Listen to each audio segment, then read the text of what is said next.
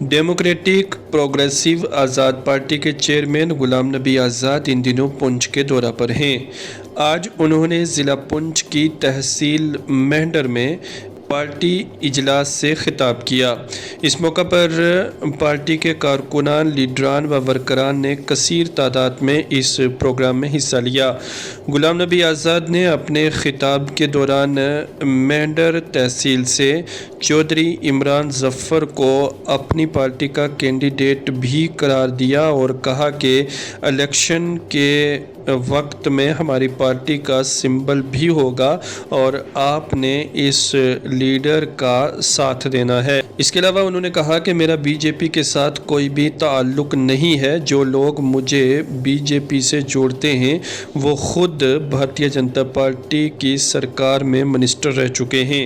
इसके अलावा उन्होंने आवाम से अपने खिताब के दौरान दीगर कई अहम अमूर पर भी बातचीत की। मेंढर से देखिए हमारी ये रिपोर्ट।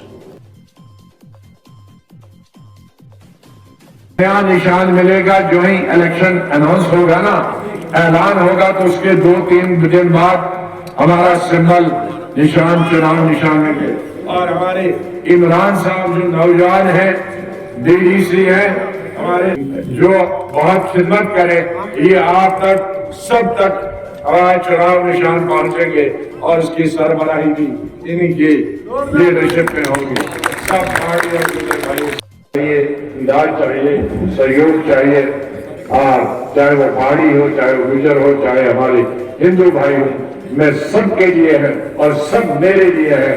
किसी लीडर के बहकावे में नहीं आए।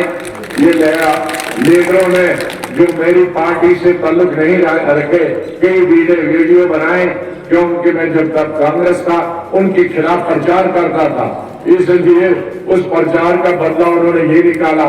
मेरी जबान से किसी ने कभी सुना नहीं होगा। मैं अवाम के यहाँ आता रहा, तकरीरें भी कहा करता रहा, तब भी ये कहता रहा मेरे लिए अगर रिजर्वेशन है दोनों को मिलेगी, लेकिन एक दूसरे का हक नहीं देंगे। ये लोग लीडर, लोगों को कौन गुमराह करता? लीडर। लोगों को कौन बनाता है? लीडर। लेकिन लीडर का मुफाद नहीं होना चाहिए, जाती मुफाद। लेकिन आज लीडर सिर्फ जाती मुफाद। मैं, मेरे बाद मैं मेरा बेटा, उसके बाद मेरा पोता। अरे ये सिस्टम तो महाराजा के बगल में खत्म होगा। अब आजादी आई है, अब तो छोड़ो, अब लोगों को भी कुछ बनने दो। तो इसलिए आप जानते हैं कौन है मुझे कहने की लोग,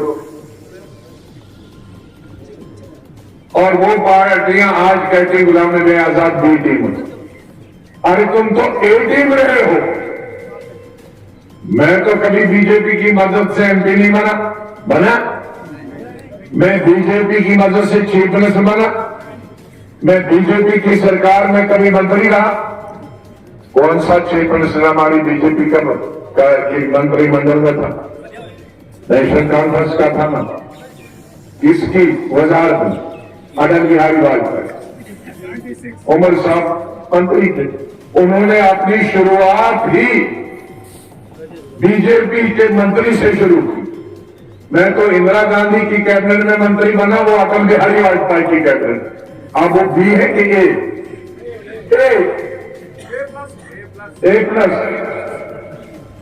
मैं तो चीफ मिनिस्टर बना इंडिपेंडेंस की। मुफ्ती साहब किसकी वजह से? बसो ना। अरे किसकी मदद से? बीजेपी।